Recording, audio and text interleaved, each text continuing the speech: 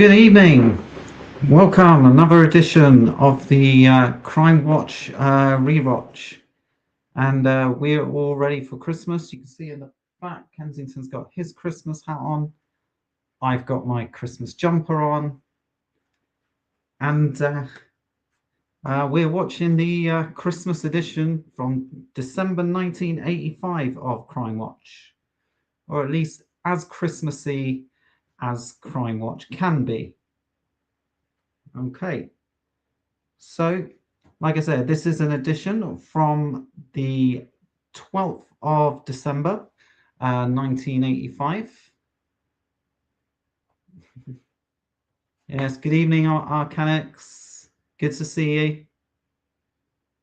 Right, so 12th December 1985, just a quick look back, see what was happening in the UK at that time. Well, as ever, there was trouble over in Northern Ireland. This about new rules being brought in for the Royal Ulster Constabulary, which caused rioting and with 38 people injured. Proving that corruption starts young in the Conservative Party. Party chairman Norman Tebbutt's son was being investigated for over money for a social event at his university, and shots were fired in the Christmas ratings war as in a battle between the two Cockney wheeler dealers. It was Del Boy against Arthur Daly, Only Fools and Horses against Minder. So obviously David Jason putting out that obviously you're gonna watch Only Fools, and yeah, in the end he was right. I haven't been able to find the exact figure for how many viewers Minder got, but Only Fools got 17 million viewers and is regarded to have won. They're both very good episodes. It was the Minder episode was Minder on the Orient Express, and The Only Fools was To Holland Back, which is an absolute Only Fools classic. The #1 single in the UK at the time was Saving All My Love for You by Whitney Houston, and #1 at the box office, rather appropriately, was Santa Claus the Movie. Not a great film, but I do enjoy John Lithgow in it. So, yeah, so that's what was happening in the UK at that time. So it's time to start with our edition of Crimewatch. As ever, just a reminder to you remember that these are real crimes with... Sorry, I should have looked at the chat right at that moment. Yeah, as a reminder that these are real crimes with real victims. And if you remember from last time, Crimewatch does have a new title sequence. So let's get into it.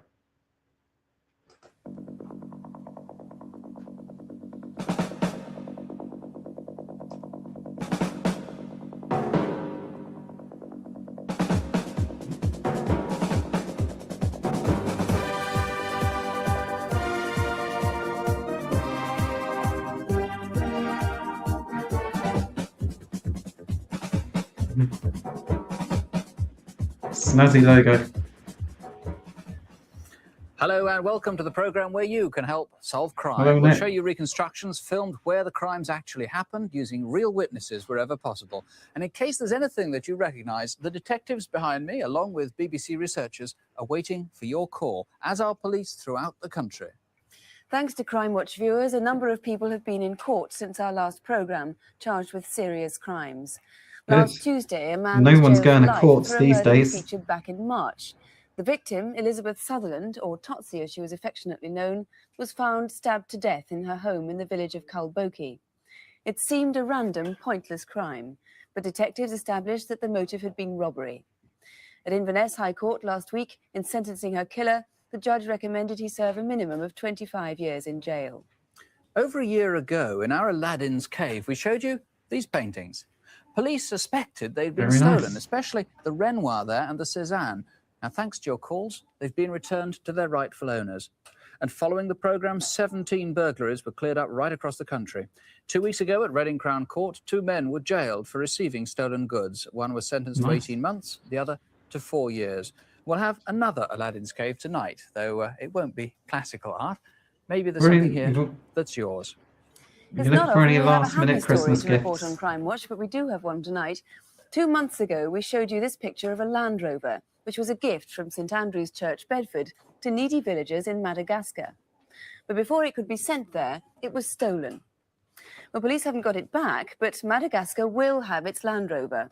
Staff of EPL International in Hertfordshire, part of the John Lang Group, was so upset when they saw our report that they began to work converting one of the company's own Land Rovers. It took them 4 weeks of working lunch breaks and weekends to get the Land Rover ready. And now I'm happy to say, thanks to them, it's on its way to Madagascar. And I've just been told that a 23-year-old man has been charged tonight with 2 rapes in the Aldershot and Fleet area that we covered in last month's programme. Yeah, Our first case tonight is a robbery that happened back in May. But conceivably, you may right now see the proceeds on the open market. It was a daylight raid on a house in a country village, and the gang took away a collection of silver that had been a lifetime's work for its owner. The story starts earlier this year in London. Okay, we start in London.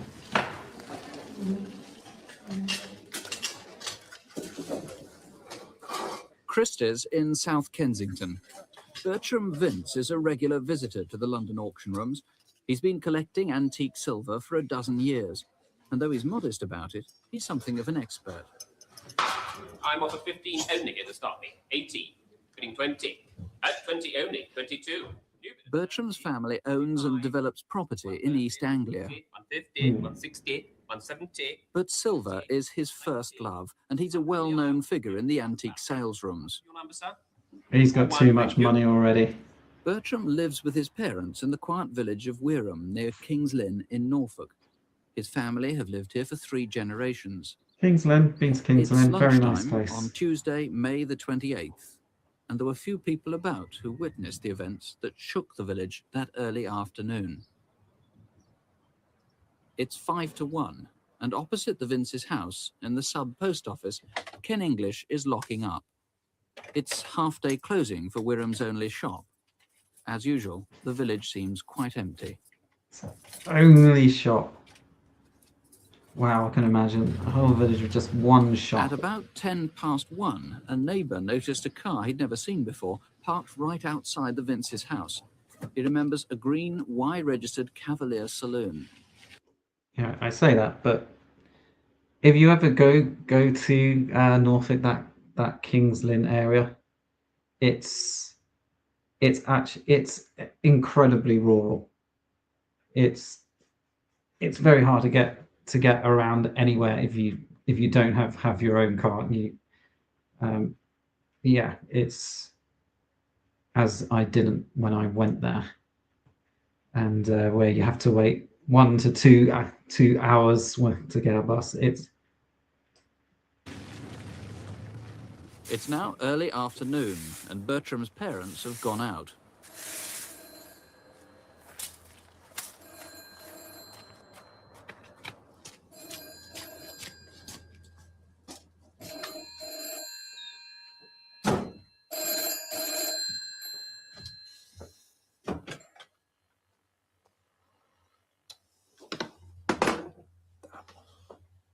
Dang kids.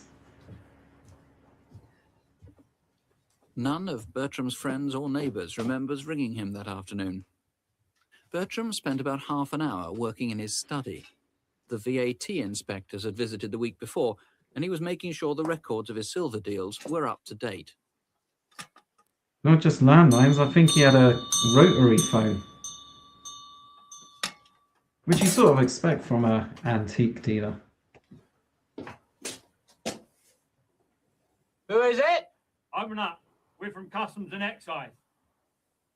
You were here last week. I'm afraid you'll have to make an appointment. You can't come in now. We have a statutory right of entry. No, you haven't. You come back when you've made an appointment. Get off me! I do not understand this setup.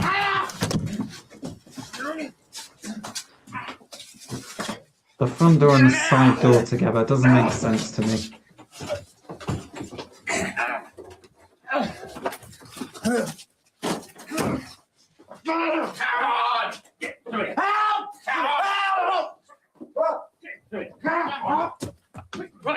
Not that way. The alarm's on.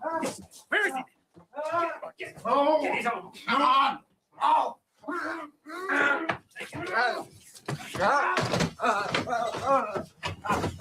That was a very helpful note for the burglars. Shut up. Take his hands. Shut up. His arms. Here, he's going.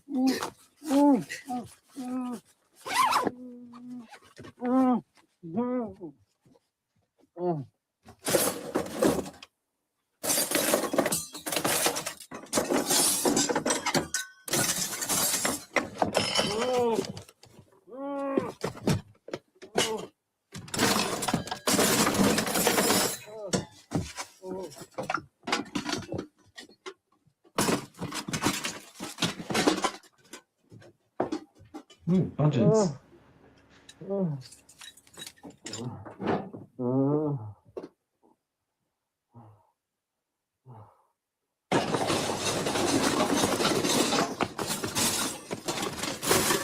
Dropped a knife.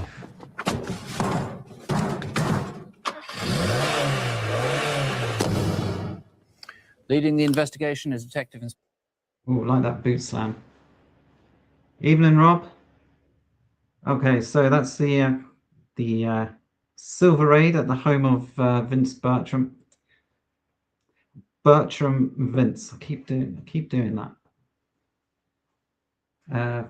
Vince Bertram was a football goalkeeper in the 90s. His name's Bertram Vince. Okay, so I do have a little more information to give at the end of this. So let's see what the detectives have found out, though. Inspector Kevin Coyle. Rob, they're very lucky they haven't got a murder charge over them. Yes, that is correct. Due to the way he was trussed up, gagged, and had the bag over his head, he had great difficulty in breathing. He nearly suffocated. Yeah, yes, you would. he did. The green Cavalier that we saw at one point in the film, you're fairly convinced that that was in fact the robber's car, yes? Yes. Later that afternoon at 3:45, a similar car was seen to go from the direction of the house and turn onto the A134, forcing an oncoming vehicle to brake to avoid it. Right. Now, what about the men? What sort of description do you have of them? Yes. The man at the door was about 40 years of age, 6 foot tall, proportionate build. Was it an insurance job? Dark hair and had a well-trimmed well, moustache. He was I'll let you know in a pinstripe bit. suit, was very smart and had an air of confidence about him. And what about the heavy that came bursting in through the kitchen door? Yes. That man was younger, about 30 years of age, slightly heavier, 5'10" tall, had dark black curly hair and a Greek Mediterranean look about him. Right. Now, about £100,000 worth of silver was stolen. You've brought some items here that, well, they're not replicas, but they are similar, I gather. Yes, amongst the property stolen was about 70 snuff boxes, of which this is a similar one. The design on this was similar to some of those what were stolen, although there were other ones which were larger and smaller. Right. What's that little thing you've got there? That is a vinaigrette. There was about 40 or 50 of those stolen. These were used by ladies to put perfume in and to sniff. Right. And this tea set or coffee set? Yes. What's The sniffing tea going coffee on? set was made by Angel Brothers in 1861 and has a chase design and the floral chase design. Which dealers would recognise? Yes, they would, by the makers and the If you design. want to sniff, just go in the that you've also go in the brought over lamps from like the everyone desk else. Yes. That deed box, or a similar deed box to that, was taken and has not been recovered. We think they took this by mistake, thinking it contained a lot of silver, but all it actually contained was Mr. Vince's books, which had his name and initials on them. Right. There's a reward, isn't there? Quite a big one. Yes, there is a reward of £20,000 for the recovery of the property or for £20,000. the arrest of the people. Right, Mr. Coyle, thank you. The number to call if you can help, 01 811 8055, 811 8055. You can speak in confidence to a detective, or as always, you can ask if you wish to speak to a BBC researcher, or you can call Norfolk Police direct on Kings Lynn 766 233. That's 0553 for Kings Lynn.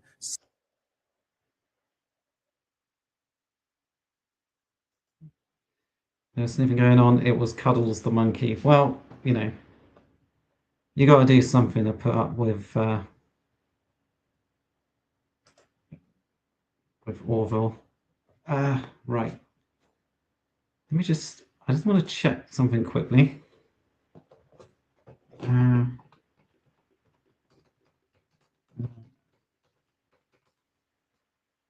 Calculator.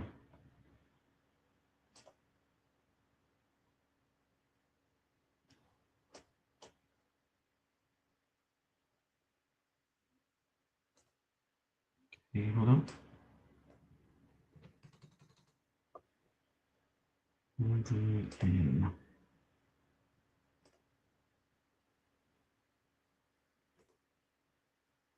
Okay, so that £20,000 reward they're offering, that would be £62,500 today.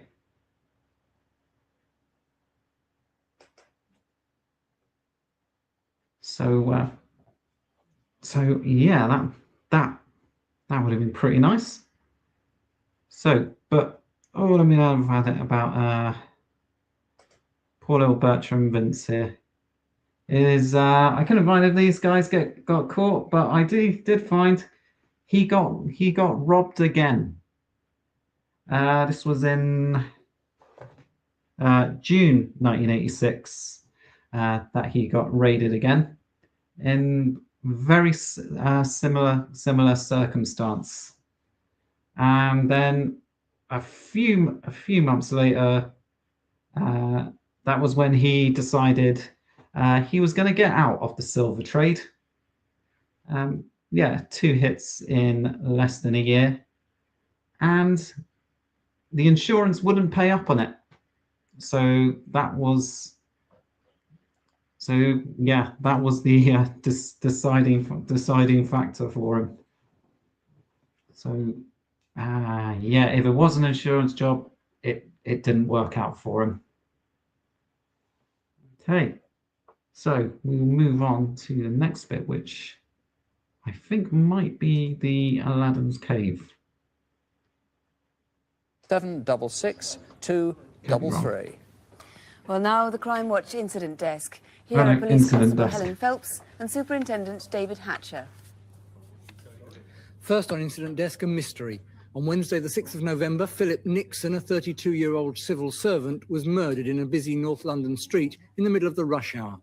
Yet no one knows why or how he was killed. Following a fireworks party the night before, Philip took the day off work. Just after 5 o'clock, he left his flat in Petherton Road in Stoke Newington to do some shopping. As usual, he walked down Fern Tower Road to his local grocer. Then instead of going straight home, he must have turned into Newington Green Road, heading south towards the Balls Road. Just 200 yards further on, as he walked across the railway bridge, something happened. Within seconds, Philip Nixon was killed by a violent blow to his head. It must have happened in front of hundreds of commuters heading for North London and beyond. Witnesses may not have realised they'd seen a murder, or they may have thought he was lying there drunk. But if you were passing by and can shed any light on what happened, please ring us here. I mean, what does that say about London, that there's just a guy laid flat out in the road and people will just walk by again? He's probably fine. You know, he's just got to sleep it off.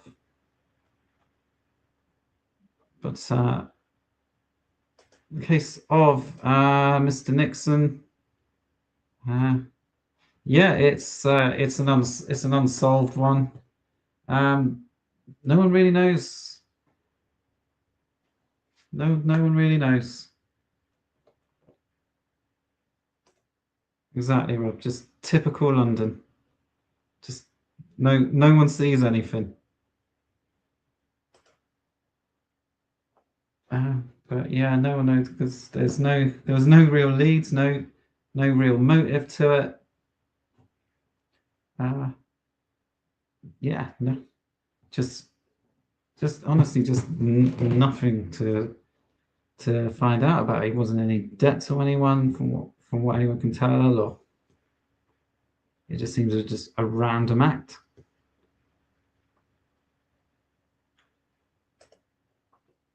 Okay. A violent rape in broad daylight just over 3 weeks ago, and the attacker was particularly distinctive. It happened at the back of the Copthall Sports Centre swimming pool in Mill Hill on Wednesday the 20th of November. A witness remembers a young man with a dog hanging round the footpath that leads to Pursley Road. It was here that he stopped his victim and at knife point dragged her into the bushes and raped her. You may recognise him. He's only 5'3" tall, about 25 years old, with light ginger hair and pockmarked skin, but our best clue may be the dog. It's the size of a small Labrador with a rough black and brown coat and answers to the name of Bruce. Police fear the man could attack again, so if you've any idea who he is, ring us in complete confidence. Next we move... Yeah, so this case, as is too often the case with the user, I couldn't confirm anything, couldn't find anything on this, because yeah, they do. But hopefully, fingers crossed, it'll come up in a future edition. North to Derbyshire, where Christmas came early for a tall, lanky robber. He walked into the Leeds Permanent Building Society in the centre of Chesterfield on Tuesday the 26th of November. The security camera snapped him as he snapped up about £2,500. And obviously feeling festive, he wished the cashier a Merry Christmas before he fled. The police close behind, the robber shed his disguise as he escaped through the alleyway towards the town centre car park. This coat was among the clothes he dropped there. It's covered in these blue paint stains. Perhaps you recognise Ed Sheeran it. is a bad one. Remember the man we're after. He's about 6 foot tall and very slim. If you recognise him or that coat, call us. Nearly 2 weeks. All right, I know you're thinking. It's a building society, so I know you're putting your dancing shoes on. Well, take them off, because I actually found this one. It's a guy called Kenneth Bowler, who was sentenced to 5 years in prison in November '86. It seems he actually carried out a whole series of robberies, 7 robberies, collecting £12,000 in total across Yorkshire, Derbyshire, and Lincolnshire. Weirdly, it was fingerprints of his brother, who had also been carrying out robberies of building societies.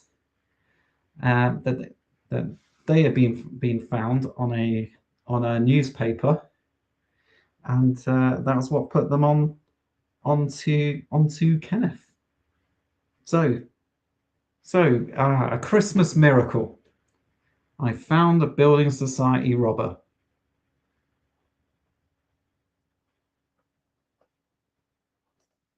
Okay. Take it away. Ago, Helen. a farmer in Essex made a horrible discovery. The body of a boy, later identified as 14-year-old Jason Swift. Jason's whereabouts over the past few months are largely a mystery, but Essex police have now uncovered new evidence about his movements. He was reported missing from Hackney by his sister on the 6th of July. Since then, there have been several possible sightings in London, and one definite one in the Stamford Hill area on November the 5th. A few weeks later, in Chipping-Ongar, Jason's body was found in a copse. The copse isn't far from the M11 and M25, and it's now thought he'd been murdered elsewhere and then dumped there. Jason was about 5'6" tall, with brown hair and blue eyes, and his 2 front teeth were missing. If you saw him anywhere between July and November, please give us a ring. And finally, police in Suffolk are looking for... Okay, so this one, Jason Swift. This is actually a guy who has come up before. So he came up before in relation to the Mark Tildesley case. So Jason was murdered by this guy Sidney Cook, who was the head of a paedophile ring known as the Dirty Dozen, that operated in London throughout the 70s and 80s. He was only convicted of one murder, the murder of Jason Swift, but it's believed that he and his gang were responsible for up to at least 20 murders of young boys. He applied for parole in March 2025, and that was denied in June. But there you go. And as proof to that only the good die young, Sidney Cook is 98 and still alive. Well, there's a sneak preview of what's coming next.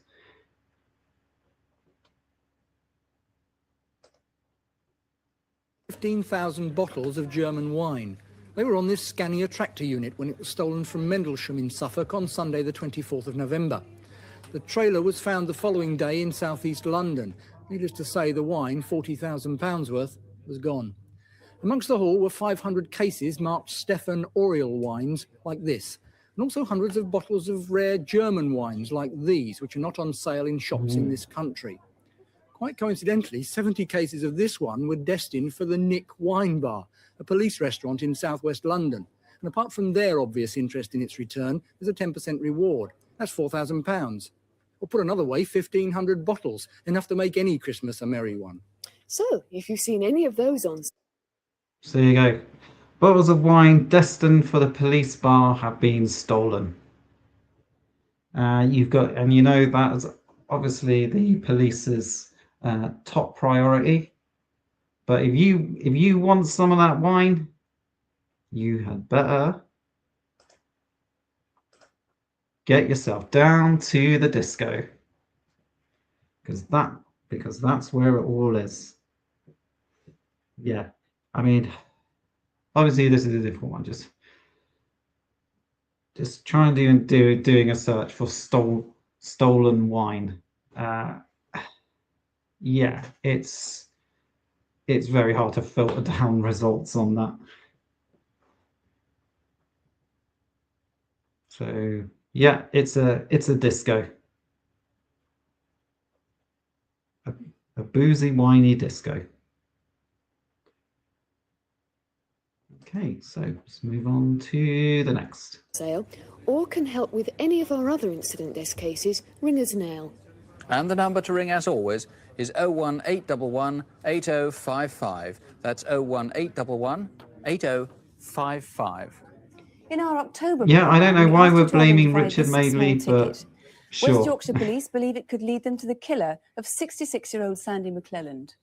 He was stabbed to death, and this ticket was found near his body on October the 7th this year. We received a lot of calls about it, and we can now reveal far more about this strange case. Tonight, for the first time, a number of unusual forensic clues will be made public by the man who's leading the inquiry, Detective Superintendent Ken Baines. First of all, though, let's see our reconstruction. There was snow on the ground when we actually made the film, but remember we were having fine and sunny weather in September when... Oh, was Richard Madeley caught stealing wine once? Do you know, I think I might vaguely recall something about that.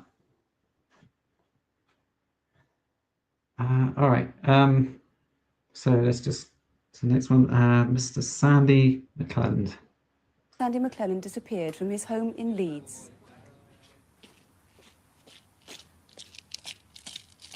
Sandy lived on this estate in Winmore on the outskirts of the city.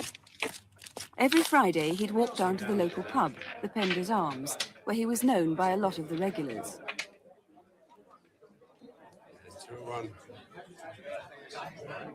I don't know the rules of dominoes. Sandy's stepson, I've always Brian wanted to learn. and wife Elizabeth lived just round the corner from his flat. They spent a lot of time together, and Sandy looked forward to the Friday pint and game of dominoes. Since he rarely socialised with anyone else, the Horns were a little surprised when he told them that someone was coming to stay overnight at the flat. We now know that Sandy McClellan had a visitor on the evening of 5th of September. That's exactly a week before he went missing. We'd like to believe that this man is called Stuart. Brian and Elizabeth Horn, the stepson and stepdaughter, tell us that they visited the flat about 11:15 on that Thursday evening and actually saw Sandy with this man. Don't worry, Brian Robson's on the case. 5'6" to 5'8", with sandy-coloured hair or light brown hair. He told the Horns that he was separated, that he got 2 children. Very, very vital that we find him as soon as possible. His little grandad hat. Oh, this is Stuart. He's come down to Leeds about a driving job. Well, you know, like a cup of coffee. You're lucky. The kettle's on. You think you get your job done? Oh, should do. You know, I've got exams, CSEs, O-levels, and references. I should be okay. We've been down the red line. Who's that guy? What a pint. You should have come for me. I would have went with you. Well, I didn't know what you were about, did I? Yeah. Has your coffee? Yep. Yeah, that's it. You like a sandwich? No, not me. It would Did seem not that understand a word of purpose that. with this man, Stuart, was to try to get a driving job in the Leeds area, possibly connected with the mining industry. So therefore, I want every possible firm or every firm in the area visiting with a view to seeing if they had anybody or set anybody on or interviewed somebody around about the 5th or 6th of September for such a job.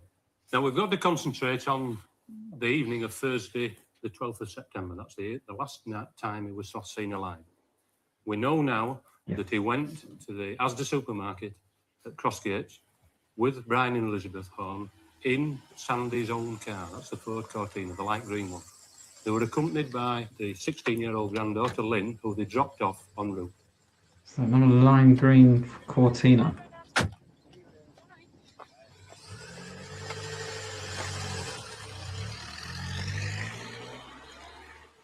They went into the supermarket. The indications are, as far as the Horns are concerned, that Sandy was in a very, very good mood. There was quite a lot of byplay between them whilst they were going around the supermarket. Hello. Have you got everything now? I think so. I'll see you later. No automated tills there. We'll raise again. No self-service. They came back from the supermarket to the Holmes house in White Lath Approach. It would seem that the car was driven by Brian both to the supermarket and back to their house.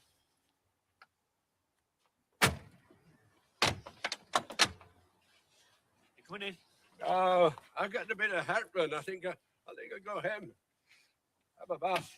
Take an early night. Aye. So he'll go hen. That's the keys, lad. Yep, see you later, didn't I? Aye. Bye. Aye. Good night. Good night. Good night.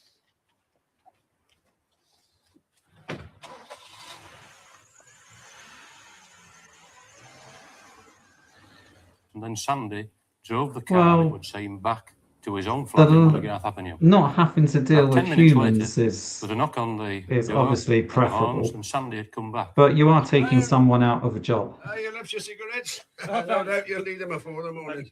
See you, darling. Good night, lad. Good night. He left the house straight away. But we do not know whether he drove off or whether he'd come back to the house in his car or whether he walked back to his flat. That is the last positive sighting that we've got of Sandy McClellan still alive at 8:20 p.m. when he left there.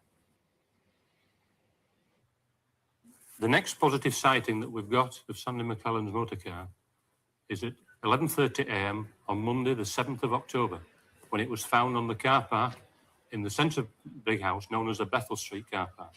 This car park is adjacent to the Calder and Hebble Canal. It's also adjacent to the Wheelers Working Men's Club. Quite a busy club that seems to have a considerable number of members there.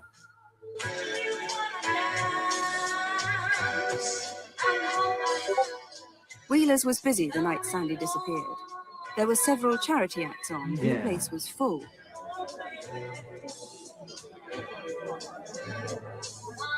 Perhaps you were there.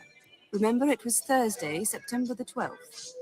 Could you have seen Sandy's car in the car park? Oh, another guy either looked that disturbingly night or like my any time dad. afterwards?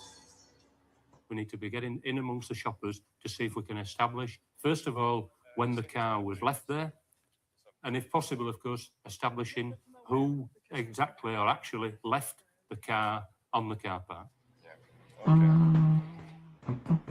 So police need to speak to anyone who knew or saw Sandy. Okay, so that's the murder of Sandy McClelland. Now, so yeah, Merlin left in the boot of his car. We do have a little more info to give on here. But, yeah, we'll just see what the police have found. Or his green Ford Cortina in the Leeds Brighouse area around September the 12th. They'd also like anyone who's known Sandy to contact them tonight. He has moved around a lot in his life. He lived in Edinburgh for many years, so perhaps you knew him then. In 1968, he moved to Corby for a job as a storeman with the local council. Then he lived in Grantham for 3 years. He moved back finally to Edinburgh to Grangemouth in 1983, but he moved south to Leeds in April this year.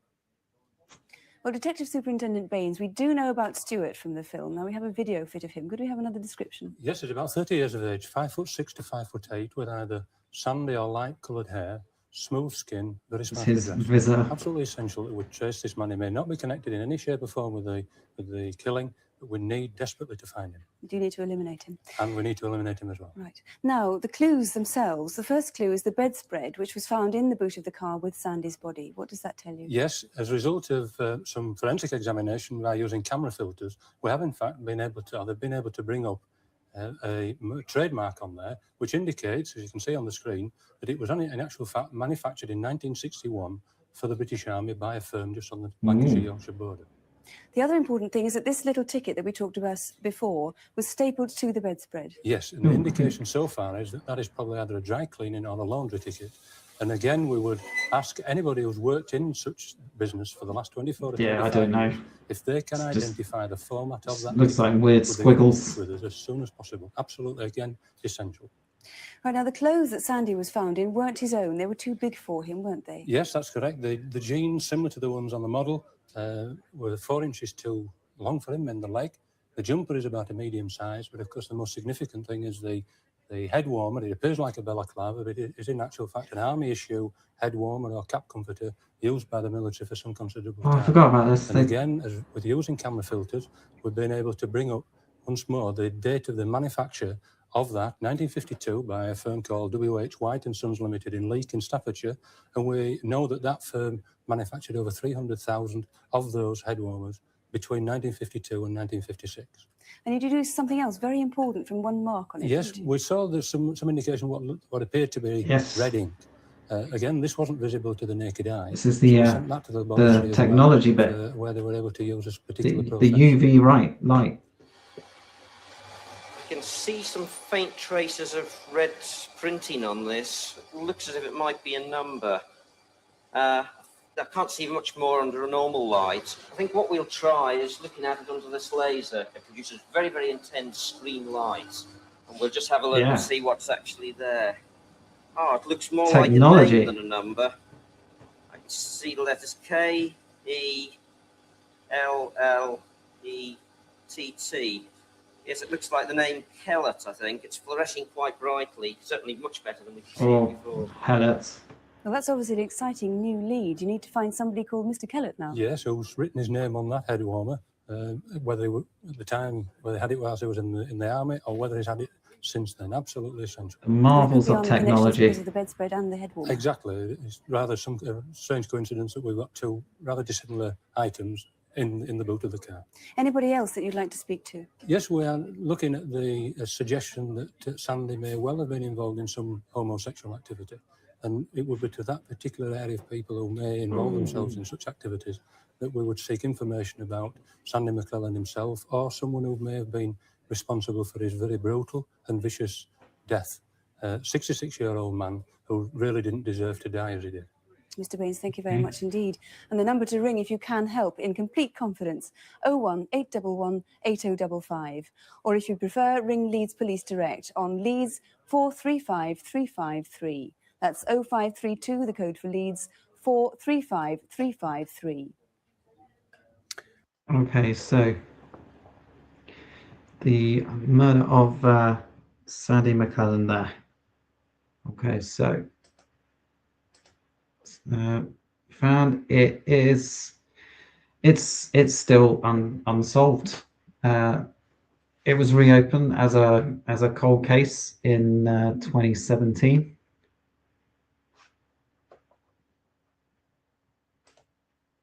Some kind of sexual activity. Yes, well, you know, it's the BBC. You know, they still weren't comfortable acknowledging it quite yet. But yeah, so it will. So as I was saying, Sandy McClellan case still unsolved. Initially, it was. Okay, so this is an example of the competence of UK police. That originally Sandy McClellan, who was found in the boot of a car with multiple stab wounds in him, police initially thought it was a suicide. I mean, words just fail on that. But you know, eventually someone was able to convince them that it was an actual murder. So obviously, it seems very likely that that whoever was involved had connections to the military, and as the detective says, it seems Sandy was very likely involved in the gay community. The person, Stuart, was almost.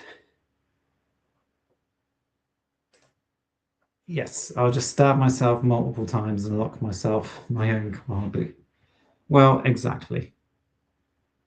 Just raging incompetence. So maybe it's not a surprise that this is still an unsolved. So I was going to say, they got the person who came to his house, this guy Stuart. He was very likely someone he had met through gay magazines, etc.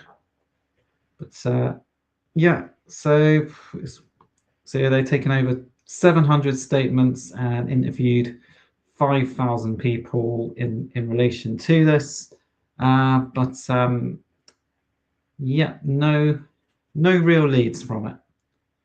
So unfortunately, Sandy's case still outstanding.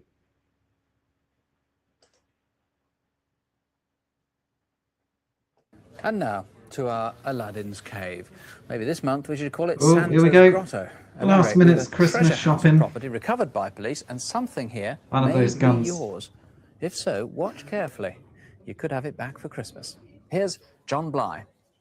Hello. Well, whatever we call it, it's certainly a fantastic and glittering array. Look at this wonderful collection of clocks. Quite astounding. And then we've got enough cannon, soldiers, guns, pistols to make an armory.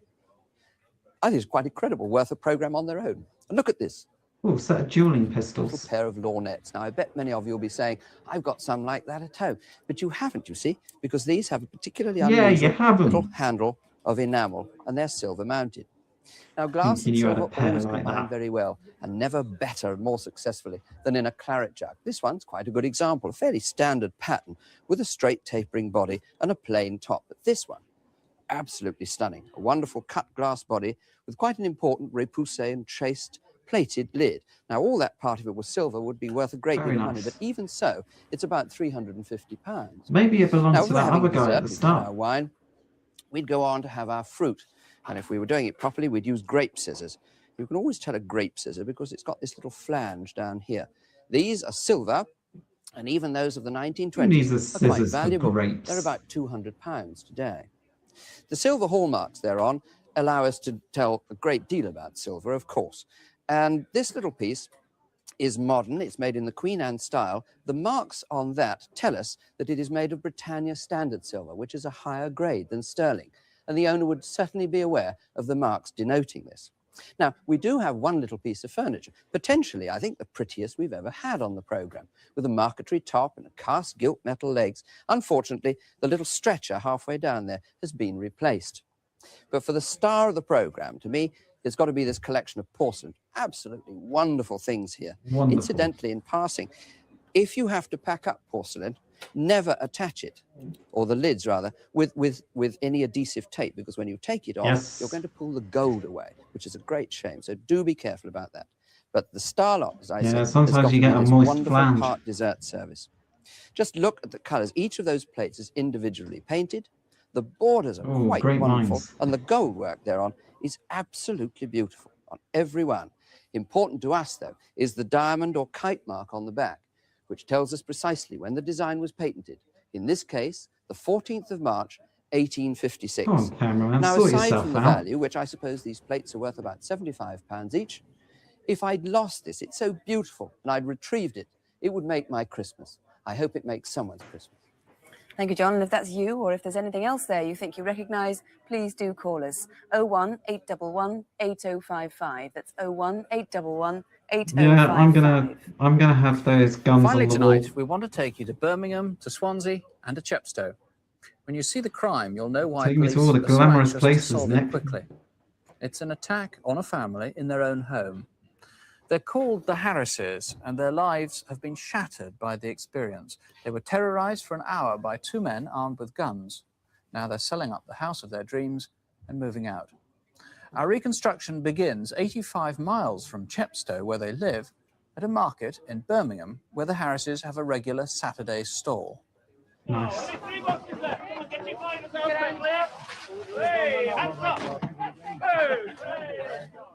Ron Harris runs a wholesale meat business during the week called Leeway Meats, but at the weekends, he and his wife Michelle sell direct to the public at Broomhill Market, just north of Birmingham. Each Saturday, they take a lot of ready cash. Yeah, I go to a butcher's van like this when I need meat. They do these massive barbecue Swansea packs for High like Street 20 in quid. South Wales.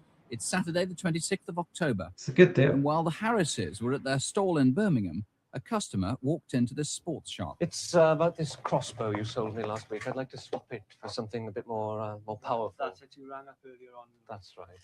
This is a crossbow. Oh, that's great. That is a crossbow, yes. For one we can get. Great. I've got a bet on with a friend. I beat him in the clay pigeon shooting, and I'm going to beat him again at the crossbow shooting this weekend. The shop could only lend him this crossbow for the weekend. Meanwhile, they'd order a new one he could keep. The man walked off up Swansea High Street, but he never brought the crossbow back. Amazing, you can just go in and 1 just week buy later, a crossbow. Saturday the 2nd of November. While Ron and Michelle were at the market, a relative went as Don't usual to their have house to in take Chepstow details to from feed him, the it's like dogs. a name, a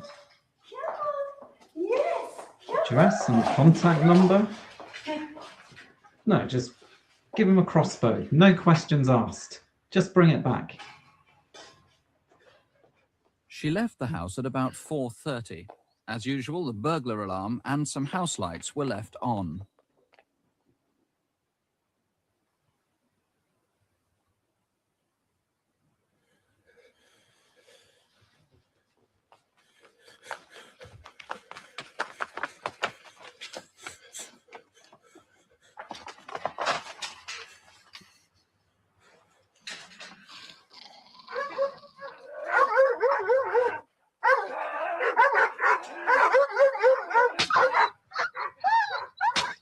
Both dogs ran off wounded into the grounds. Both soon died.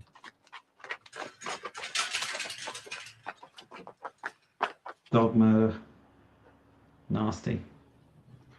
The raiders lay in wait in the garage for the Harrises to come home. Ron and Michelle came back from the market at 9:10 with their cousin Shane. See, they could have done this hours ago. And, you know, not have to worry about any of this stuff. Switch off the alarm. The Harrises had I no guess they had cash the with alarm. them. They'd arranged for the day's takings to be put into the bank. Or close the door on so the dogs don't get out. Hannah! Ben! The dogs aren't here. Sorry! Get on the floor! Everybody down! Don't hurt us! We don't want no harm. Get down! Nobody will be hurt.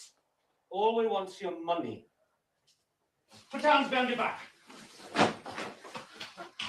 Yeah. It's true. They've seen to the dogs. It's a pity, but that's life. Where's the money? There's no money here. I've night saved it. You better not have. Now, where's the money? There's none. I'll ask you once again. Where's the money? Bad planning. I told you. Okay, get her over here.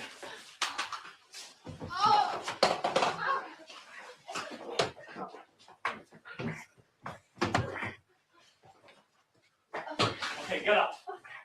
Keep your head down. We're going to go through every room, room by room. You've got an hour. And if we don't find anything, your wife's going to get hurt. Don't hurt Ron. We won't hurt him. We just want the money. I honestly think these are What was that bag kind you of carried in? crimes that the producers Flask. enjoy making the reconstructions for the most. Come on. Over the next half hour, Ron Harris was led at gunpoint through every room in the house. Come on. Come on. Okay, on the bed.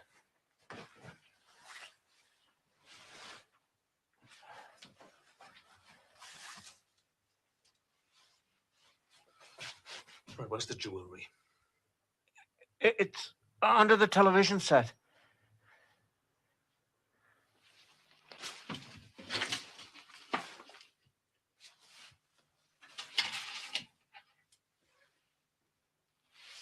Not much there. They are a bit rubbish. It's going to be all right.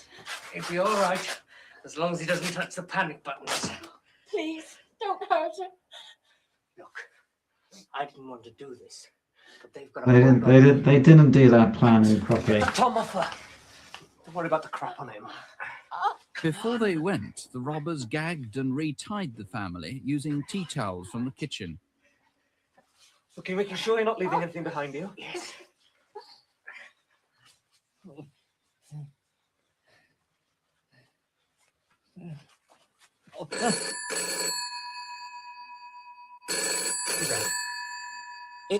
It's probably the mother-in-law.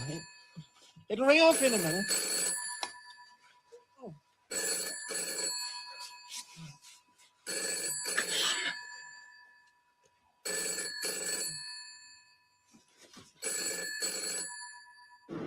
The men then made their getaway in the Harris's own Range Rover.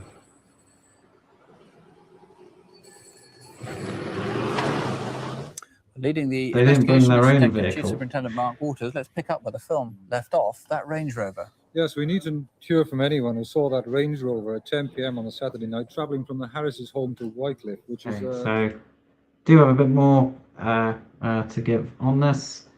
But as ever, we'll just hear what the detectives have been able to find out. Let's hope they're a little better than the previous ones. a lay-by about half a mile away, or if they saw any transfer from vehicles at that spot. Right, the registration number A357WBO. Now, what about the jewellery that was stolen? Well, there's £15,000 worth of property stolen, but there are some identifiable items of jewellery. One of these is the ram's head bracelet, which is Victorian gold with sapphire eyes. It's certainly outstanding. And that's a bit weird looking. And the second item is a sapphire pin with pearls No, either let me just side. go back a moment. Sapphire pin with pearls either side. Right, registration number A357. Sapphire pin with... I want to see... Registration number A357 WBO. Now, what about the jewellery that was stolen? Well, there's £15,000 worth of property stolen, but there are some identifiable items of jewellery. One of these is the ram's head... Look at that. Is that two rams looking at each other, or is that one ram looking at you? Yeah, that's a pretty cool bracelet actually. Bracelet, which is Victorian gold with sapphire eyes. It's certainly outstanding and identifiable. And the second item is a sapphire pin with pearls either side. This is about 1.5 inches long, and again, it's very identifiable. Very beautiful. It is very nice. Now, they stole some guns as well, and some ammunition. They stole 2 shotguns. The unusual gun is this Cogswell and Harrison. It's a pre-war gun, very valuable, not too many of them about. Right. And the other gun is the Winchester, which is quite common. Winchester. That's this thing here. Yes, this is the Winchester. Now, these are much... I mean, these are quite common, but it's one that if someone spots, we want to know. Does mean that these men have got themselves something of an armory. They've got, because I know shells were stolen as well, so they've got these guns, the guns that they brought. It's like the kind they had in lock stock. Right. As for that crossbow, was it the one, the one used to kill the dogs, the same that was taken from the shop in Swansea? Well, as you can see from our micro map, it's a good 70 miles from the Harris's home in Chepstow to Swansea, where a man collected the crossbow. That is quite the connection, isn't it? It was the same. I'm fairly sure it's the same one. It's a very powerful one on the top of the range. A commando, a Barnwell commando, very powerful weapon. It's capable of shooting the shaft straight through the dogs. It's extraordinary that these things are legal. Shouldn't be too many of those about, and we're really interested if anyone has seen something like this about. Does the shopkeeper remember the man who bought it, or didn't buy it, went off with it? Yes, he describes him as a man of 5'11", short fair hair, well-spoken, well-dressed. Didn't take a name for him. Shopping centre with wrapped in carrier bags, so someone might have seen him. You say well-spoken. I gather that the 2 attackers were well-spoken. That was the single most important characteristic. Yes, well-spoken.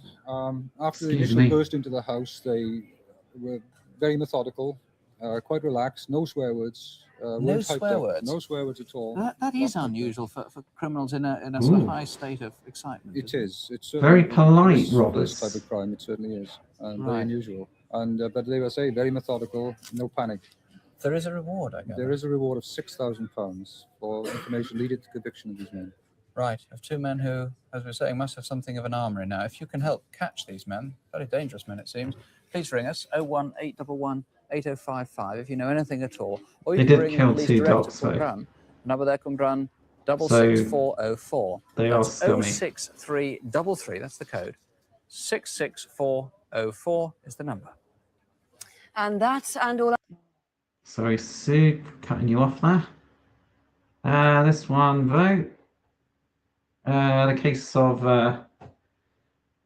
Harris, Ron Harris, Michelle Harris, Ron Harris, not to be confused with the former Chelsea defender. So I haven't been able to get names for who it was that did it, but I did find out 2 men who were jailed for the robbery for 17 and 12 years. Like I say, unfortunately, I couldn't get names for them. But 4 detectives on the case, they got special commendations for it. So that's Inspector Clyde Morgan, DS Des James, DC David Williams, and DC Dave Edwards. So bravo those men. Okay. Right, let's just round things off. Our other numbers are on CFAX, and so is the address as usual all week. As ever, It's Crimewatch bring back UK, CFAX. BBC Television Centre, London W12 8QT. Our next Crime Watch is on the last Thursday of next month. We will, of course, be back with the Crime Watch update immediately after question time at 11:35. Meanwhile, of course, the lines here and up and down the country remain open. They will be, as ever, open till midnight. We'll be waiting for your call. And even if Robin Day and Question Time can't keep you up similar, for that, please do bear in mind that crime really is rarer than people think. The latest British Crime Survey finds that 40% of people expect to be burgled each year, but fewer than 1% really will be. And incidentally, the chances of being physically attacked in your home by an intruder, we've seen tonight, the chance of that is 1 in every 3,500 years. So don't have nightmares. Yeah. Sleep well. You're more Good likely night. to be attacked by a shark or something, or hit by lightning. Okay, so that's it for this this edition of the Crime Watch rewatch. I won't be here next week because Christmas. Probably. So probably won't be the week after either because of New Year. So it'll probably be at least 3 weeks until the next one. I do have another video I'm working on. I'm not sure when it's going to be finished by, but hopefully I'll be able to release it this week. And yeah, so that's it for now. So all I say is Merry Christmas, have a happy New Year, and don't have nightmares.